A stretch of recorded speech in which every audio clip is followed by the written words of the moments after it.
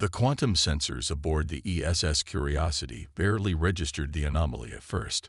Dr. Sarah Chen almost dismissed it as another false positive, the kind that had plagued their 6-month expedition through the Carina Nebula. But something about this signal was different. It pulsed with a rhythm that defied natural occurrence, a pattern that whispered of intention rather than cosmic chance. "Captain Reynolds," she called out, her voice steady despite her racing heart. "I think you need to see this." The research vessel's bridge, normally alive with the casual chatter of its 30-person crew, fell silent. Captain Michael Reynolds, a veteran of deep space exploration, with silver threading through his dark hair, moved to her station with practiced grace. In the zero-gravity environment, his movement seemed almost choreographed. "Talk to me, Dr. Chen," he said, eyes fixed on her holographic display. "The signal, it's artificial, but it's not matching any known patterns in our database. And sir," she paused, double-checking her readings, "it's coming from inside that dormant gas giant's atmosphere, approximately 300 kilometers below the clouded layer." Reynolds studied the data, his expression thoughtful. Humanity had spent the last century expanding through their corner of the galaxy, establishing colonies and research outposts. They'd encountered plenty of evidence of ancient civilizations, but nothing still active. Nothing still singing its secrets into the void. "How old?" he asked. Based on the decay rate of the surrounding energy signature, Sarah's fingers danced across her console. "At least 50,000 years, maybe older." The bridge crew exchanged glances. Humanity's oldest artifacts barely stretched back 10,000 years. Whatever waited below those roiling clouds predated their entire civilization. "Plot a course," Reynolds decided. "But we maintain strict first contact protocols. We're researchers, not treasure hunters." None of them could have known that across the vast expanse of space, other sensors had detected their presence. The Nexari Empire's monitoring stations had recorded the human vessel's arrival with cold precision. To the Nexari, whose civilization stretched back millions of years, humans were barely more than clever primates who had stumbled onto faster-than-light travel. But they had stumbled into the wrong sector of space. Inside the gas giant's atmosphere, the ESS Curiosity deployed its reinforced shields against the crushing pressure. Their descent was methodical, every movement calculated to preserve their structural integrity. Sarah's sensors painted an increasingly detailed picture of what waited below. A structure, perfectly preserved within a bubble of unknown energy, suspended in the planet's metallic hydrogen layer. "It's a ship," she breathed, as the first visual confirmation came through. Or was a ship. The vessel before them dwarfed the Curiosity. Its design defied conventional geometry, curves and angles blending in ways that suggested its builders had understood physics on a fundamentally different level. But most striking was the complete absence of damage despite its age. It hung in the cosmos like a piece of frozen time. "No signs of active power signatures," Sarah reported, "but the preservation field is still functioning. The technology keeping it intact, it's beyond anything we've ever encountered." Captain Reynolds made a decision that would unknowingly alter the course of human history. "Prepare the research shuttle. Dr. Chen, you'll lead the investigation team. Standard containment protocols for all samples and data. We do this by the book." As Sarah suited up in the shuttle bay, she couldn't shake the feeling that they stood on the edge of something momentous. Humanity had always prided itself on its methodical, peaceful approach to space exploration. Their first contacts with other species had been marked by diplomacy and cultural exchange. They had earned a reputation as scholars and peacekeepers in the galactic community. The shuttle detached from the Curiosity with a gentle push of its maneuvering thrusters. As they approached the ancient vessel, Sarah's team began their preliminary scans. The preservation field allowed them to pass through without resistance, as if recognizing their presence. "Look at this architecture," Dr. James Martinez, their xenorchaeologist, whispered in awe. "The metal composition. It's responding to our presence, almost like it's alive." They found an entrance that opened at their approach, systems still functioning after 50 millennia. Inside, the air was breathable. The preservation field had maintained a perfect snapshot of the ship's original environment. What they discovered in the ship's central chamber would later be described as the Rosetta Stone of quantum physics, a database still intact, containing scientific knowledge so advanced it bordered on the miraculous. Theories of reality that made their current understanding of the universe seem primitive by comparison. Sarah's hands trembled as she began the download process. "This could advance our science by centuries," she said. "The medical applications alone." The first warning came not from their own sensors, but from the ancient ship itself. Its dormant systems suddenly flared to life, projecting a holographic warning in a language that their computers scrambled to decode. "They come." Above the gas giant, space itself seemed to tear open. The Nexari arrival force emerged from hyperspace like predators scenting blood. 3 massive warships, their hull designs an elegant but threatening fusion of biological and mechanical engineering. The message that followed was brief and utterly without mercy. "Human vessel, the transmission began in perfect Earth standard. You have entered restricted space and accessed forbidden technology. Your species' ignorance of Nexari claims to all precursor artifacts does not excuse this transgression. You will surrender all gathered data and prepare for boarding. Resistance will result in your immediate destruction." Captain Reynolds stood on his bridge, facing a decision that would echo through human history. The Nexari were known to them by reputation only, an ancient and powerful empire that kept mostly to itself. Until now. "Dr. Chen," he subvocalized through their secure channel. "Tell me you got what we came for." "Download complete, Captain," she responded. "But this knowledge, they can't be allowed to suppress it. This belongs to everyone." Reynolds closed his eyes for a moment. When he opened them, his decision was made. "All hands. Emergency protocols. Dr. Chen, get that shuttle back here now. Helm, plot us a course through the gas giant's core.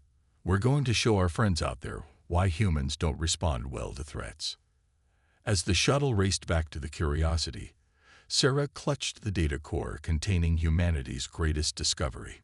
She didn't know it yet, but the peaceful era of human space exploration was about to end. The galaxy was about to learn why even peaceful humans should never be backed into a corner. The ESS Curiosity's escape through the gas giant's core would later be studied in every human military academy. Captain Reynolds' desperate gambit, using the planet's metallic hydrogen layer to mask their quantum signature while executing a slingshot maneuver, shouldn't have worked. The Nexari warships, with their superior technology, should have easily predicted and intercepted them. But they hadn't counted on human creativity under pressure. 3 weeks later, in the crowded emergency session of the Earth Defense Council, Sarah Chen stood before humanity's leaders. The holographic displays behind her showed the full extent of the Nexari response to their escape. 7 human research outposts attacked, 3 colonies razed, thousands dead or missing. "They're not just trying to recover the data," she explained, her voice tight with controlled anger. "They're punishing us for daring to challenge their authority." Admiral Helena Santos, the highest-ranking officer in Earth's defense fleet, studied the tactical projections with narrowed eyes. "The Nexari's technological advantage is significant," she admitted, "but their attacks so far have been precise, targeted. They're trying to intimidate us into submission, which means they don't know humanity very well," Council Chairman Marcus Zhang observed dryly. The elderly statesman had survived 3 first contact scenarios and 2 interstellar conflicts.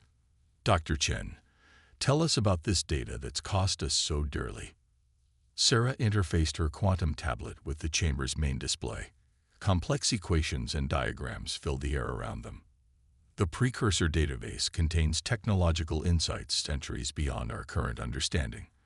But more importantly, it proves something we've long suspected. The Nexari aren't the inheritors of precursor knowledge they claim to be. They're scavengers, hoarding and suppressing discoveries to maintain their technological advantage over younger species. The council chamber erupted in murmurs. Humanity's diplomatic corps had spent years trying to establish meaningful relations with the Nexari, only to be met with polite dismissal. Now they understood why. "We've already begun implementing some of the database's insights," Sarah continued. "Dr. Martins and his team have made breakthroughs in quantum field manipulation that could revolutionize our defensive capabilities. But we need time." Admiral Santos leaned forward. "Time is the one thing we don't have.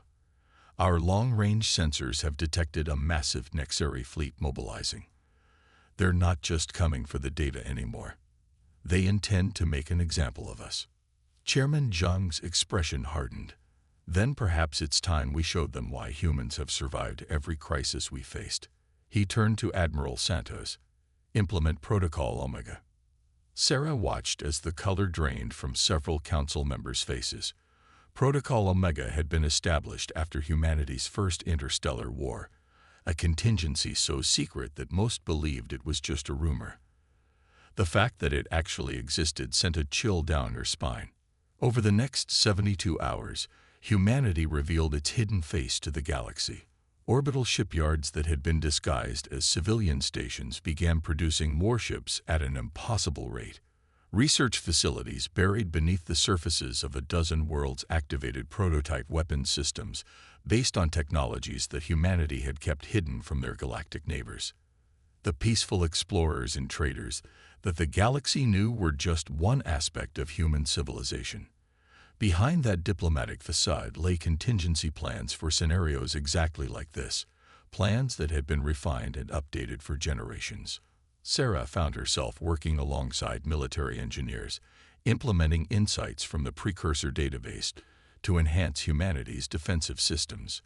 The Nexari's technological advantage was still significant, but with each passing hour, that gap narrowed. "They thought we were soft," Admiral Santos remarked, watching the tactical displays as human forces took up defensive positions around their core worlds. "They saw our preference for diplomacy as weakness, a familiar mistake." The first major engagement occurred in the Procyon system. The Nexari fleet, expecting to find a handful of outdated defense platforms, encountered instead a fully mobilized battle group. Human ships, their hulls now incorporating precursor-inspired quantum fields, absorbed punishment that should have vaporized them instantly. But it was the human response that truly shocked the Nexari. Instead of the predictable tactics they'd expected from a younger species, they faced strategies that seemed to defy conventional space combat logic. Human vessels executed maneuvers that turned local gravity wells into weapons, using stellar phenomena in ways the Nexari had never considered.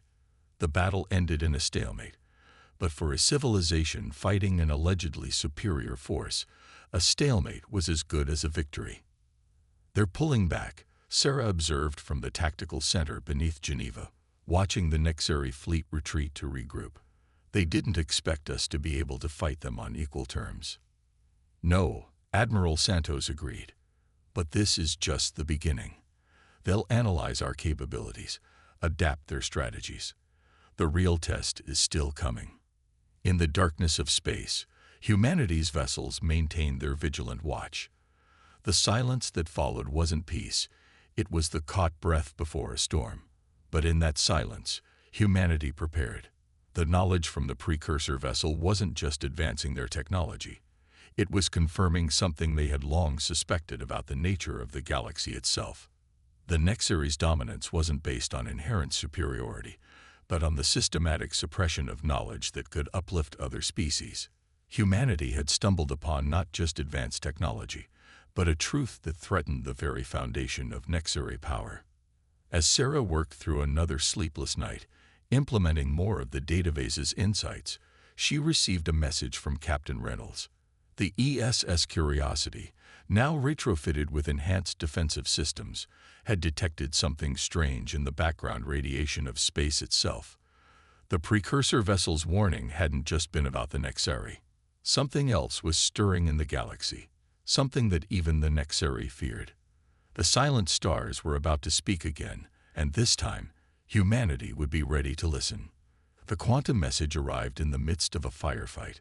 The ESF Curiosity, now transformed into a hybrid research combat vessel, was engaged with a Nexari patrol at the edge of the Vega system. Captain Reynolds watched as his crew, once peaceful researchers, executed combat maneuvers with practiced precision. Message from Dr. Chen. Priority 1. His AI assistant announced. It's encoded with precursor algorithms. The holographic display materialized before him, showing Sarah's face etched with excitement and concern. Captain, we've decoded more of the database. The precursors weren't just an advanced civilization. They were custodians. They seeded galaxies with technology, waiting for species mature enough to use it responsibly. The Nexari found some of it, but they failed the test. Reynolds ducked as his bridge shuddered under enemy fire. What test? The technology responds to cooperative intent. The Nexari tried to hoard it, to use it for dominance. That's why they can only access a fraction of its potential. But humans, she paused, checking something off screen. We're accessing systems they never could because we're willing to share the knowledge. The implications hit Reynolds like a physical force. Every piece of precursor tech they'd activated had responded more effectively than the same devices in Nexari hands. It wasn't just about technological understanding. It was about philosophy. Send this to Admiral Santos immediately, he ordered. And Sarah, be careful. If the Nexari realize what we've discovered. His warning was cut short as proximity alarms screamed. 3 more Nexari warships had emerged from hyperspace, their organic metal hulls gleaming with malevolent purpose. But Reynolds smiled. The Nexari still didn't understand what they were dealing with. All hands, he announced, implement Echo Protocol. The Curiosity's new quantum shield matrix, derived from precursor designs but enhanced by human innovation, hummed to life. As the Nexari opened fire, their energy weapons were not just absorbed but redirected, feeding power back into the human vessel's systems. Across human space, similar scenes played out.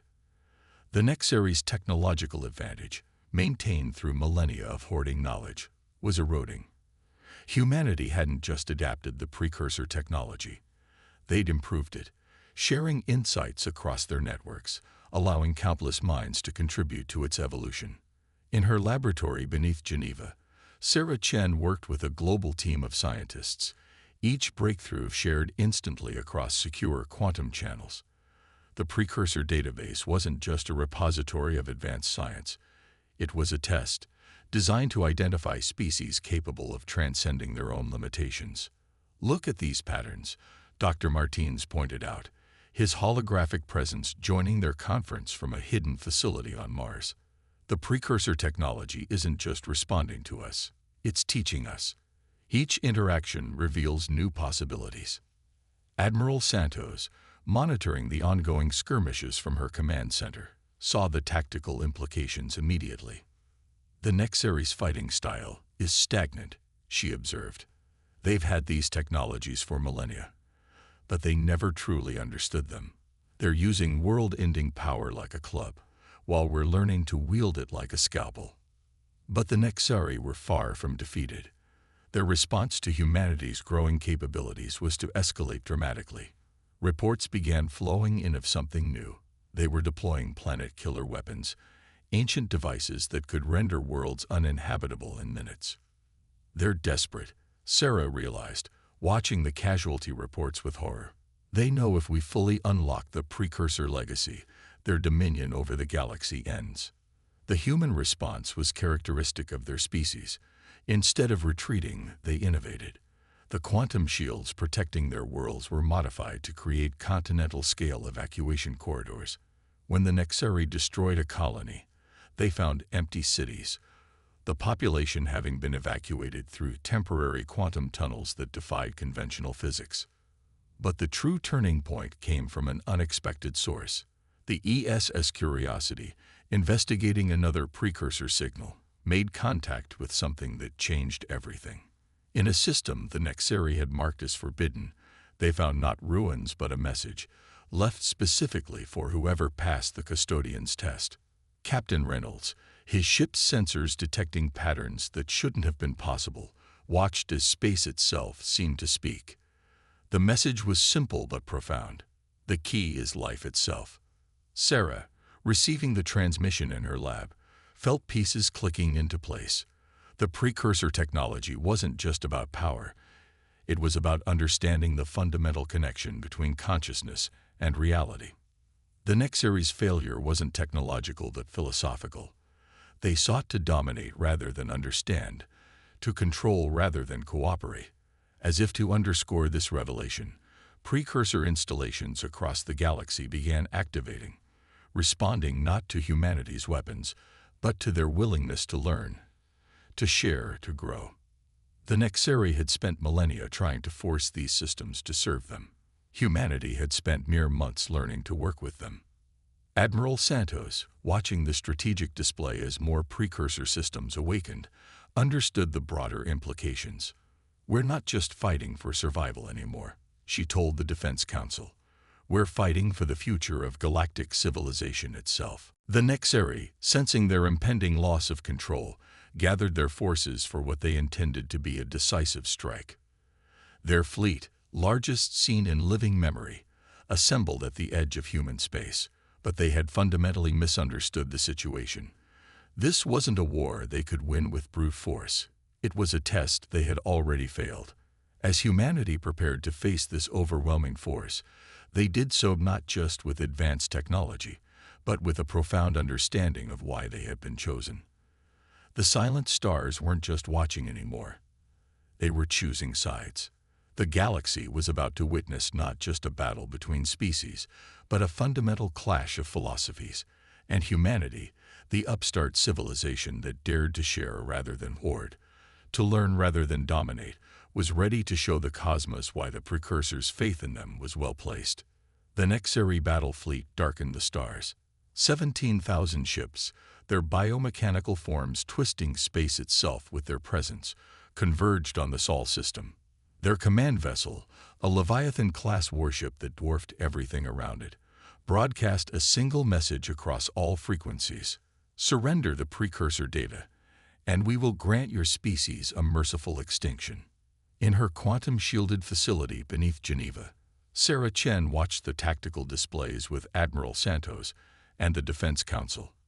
The Nexary fleet's formation was perfect, their technology representing millions of years of accumulated power. By any conventional analysis, humanity faced certain defeat. But Sarah was smiling. "They still don't understand," she said, pulling up the latest data from the precursor archives. "Every action they take proves why they failed the test." "Admiral, it's time to show them what we've learned." Admiral Santos nodded and initiated humanity's response. Across the Sol system, seemingly dormant structures began to awaken. The asteroid mining facilities, the orbital habitats, the research stations, all of them transformed, revealing their true nature as integrated parts of a vast defensive network. But the real surprise came from Earth itself. The planet's magnetic field, long thought to be a natural phenomenon, revealed itself as something far more ancient and purposeful. The precursors hadn't just visited Earth, they had chosen it, prepared it, waiting for its native species to evolve, and prove themselves worthy. "My God," Chairman Zhang whispered, watching as Earth's magnetic field resolved into patterns that matched the precursor script. "Our world, it's been protecting us all along." The Nexary fleet advanced, their weapons charged with enough power to crack a planet. But as they crossed the orbit of Mars, they encountered something unprecedented. Space itself seemed to resist them, their supposedly perfect formation beginning to fragment. Aboard the ESS Curiosity, now stationed at a critical defensive position near Luna, Captain Reynolds watched the enemy's confusion with grim satisfaction. They'd spent so long believing in their superiority. He transmitted to Earth Command. They forgot how to learn. The human counterattack began not with weapons, but with an invitation.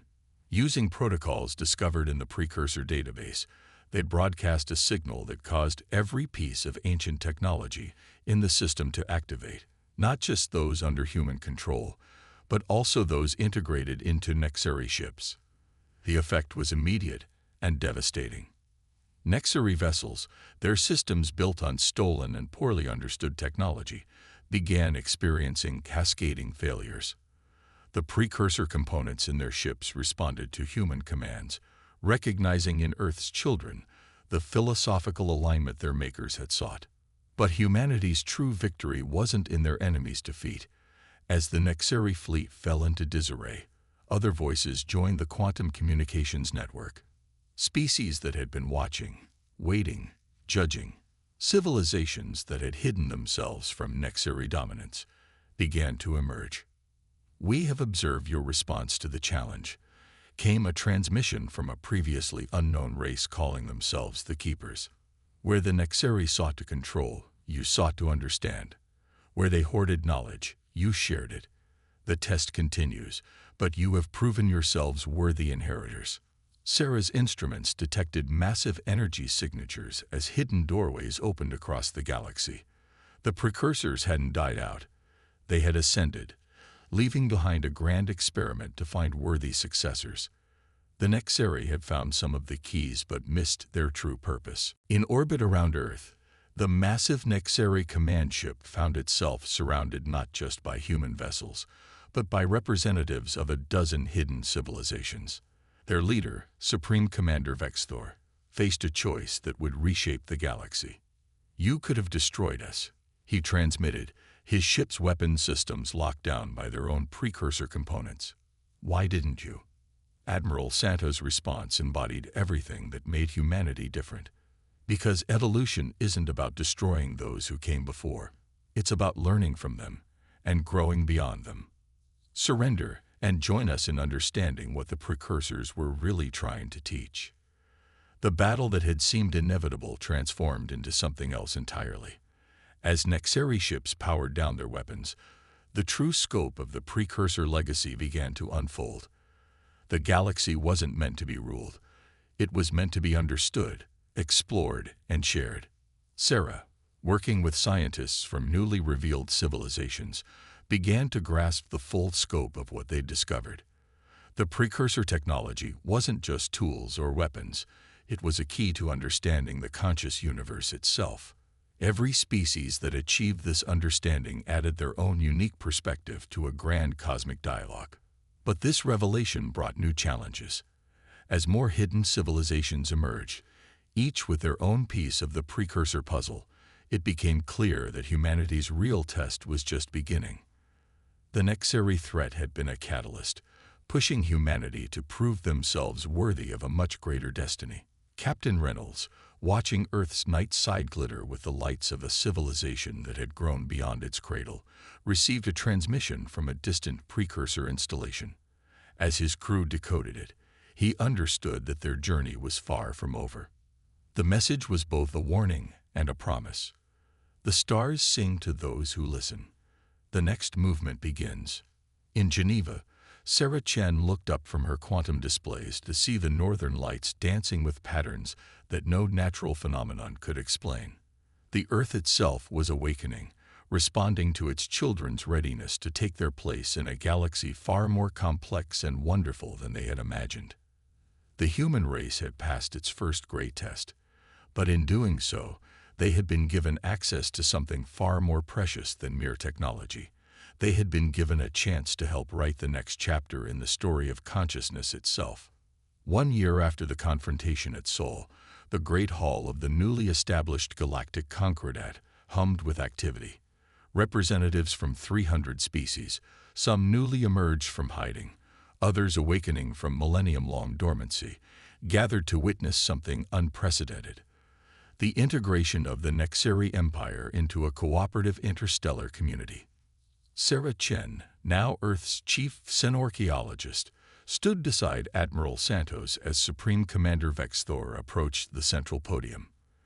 The once proud Nexeri leader had aged visibly in the past year, the weight of transformation evident in his bearing. For millions of years, he began, his translator conveying not just words but the deep emotion behind them. We believed power was our birthright. We saw the precursor legacy as weapons and tools to be hoarded. We were wrong. He turned to face the human delegation. In a matter of months, humanity showed us what we had missed for eons. The true purpose of our inheritance. The hall's quantum displays shimmered, showing the changes spreading across the galaxy. Precursor installations, dormant for millions of years, were awakening under the guidance of cooperative research teams. The technology that the Nexeri had used for dominance was being transformed into tools for understanding and growth. Captain Reynolds, watching from the bridge of the ESS Curiosity as it explored a newly discovered precursor archive, sent a live feed to the gathering. The database wasn't just about technology, he reported. It's a map, a guide to understanding consciousness itself. Every species adds their own unique perspective to the pattern. The keepers, their energy-based forms, shimming with approval, shared their own revelations. They had been watching, waiting for a species that could catalyze the change the precursors had envisioned. Humanity's response to the Nexeri threat, choosing understanding over destruction, cooperation over dominance, had proven them worthy. But it was Dr. James Martinez, working with a mixed team of human and alien scientists, who made the most startling discovery. In a secure laboratory beneath the Himalayan mountains, they had finally decoded the deepest layer of the precursor message. The universe itself is conscious, he announced to the assembled delegates. The precursors didn't leave us technology. They left us a key to understanding our place in a living cosmos. Every species that achieves this understanding adds their own harmony to the universal symphony. The implications were staggering. The quantum fields that humans had adapted for defense were actually interfaces with the cosmic consciousness. The Nexeri's planet-killer weapons have been perverted versions of tools meant for communicating with stellar minds. Every piece of technology was really a step toward understanding the living nature of reality itself. Sarah, watching the reactions ripple through the assembly, remembered that first discovery in the gas giant's atmosphere. What had seemed like a simple research mission had been the universe itself reaching out, testing humanity's readiness for a greater truth. Admiral Santos, her tactical mind already grasping the implications, addressed the gathering. We face new challenges now. Other species will evolve, discover their own paths to the stars. We must learn from the past, not to control or suppress, but to guide and share. The Nexeri delegation, once humanity's greatest threat, now stood as partners in this new understanding. Their millions of years of accumulated knowledge, freed from the constraints of dominance thinking, offered insights that complemented humanity's innovative spirit. Chairman Zheng, his aged face reflecting the wisdom of one who had seen humanity transform, raised the final point. We are all students now, learning to read the language of a living universe. Our strength lies not in what we know, but in our willingness to learn. As if in response to his words, the Earth itself seemed to pulse with new energy. The precursor modifications, hidden for millions of years in the planet's core, were fully awakening. Humanity's cradle had been more than just a world. It had been an incubator, preparing them for this moment. The assembly watched in awe as new patterns emerged in the quantum displays. Other worlds were responding, their ancient precursor seeds beginning to sprout. The galaxy itself was awakening to a new era of conscious cooperation. Captain Reynolds, his ship now docked at the massive Concordat station, shared a quiet moment with his crew. The researchers who had become warriors, and then pioneers of a new age, gathered on their observation deck. The stars seemed brighter somehow, now that they understood what they were really seeing. "What do we do now?" one of his younger officers asked, watching the countless points of light that represented not just stars, but nodes of universal consciousness waiting to be understood. Sarah, joining them via quantum projection, had the answer. We do what humanity has always done best. We explore, we learn, we share, but now we do it knowing that every discovery is part of a greater pattern, every insight a note in the cosmic symphony. As the assembly concluded, the gathered species didn't sign treaties or make formal alliances. Instead, they shared stories, their hopes, their fears, their unique perspectives on the living universe. The Nexeri shared their ancient records, the Keepers their timeless observations, and humanity offered its greatest gift, the ability to see old things with new eyes. The stars sang with possibilities, and for the first time in millions of years, the galaxy was truly awake and listening. Humanity had not just survived its trial by fire. It had helped spark a renaissance of cosmic consciousness. The next chapter in the universe's story was beginning, and every species would help write it together.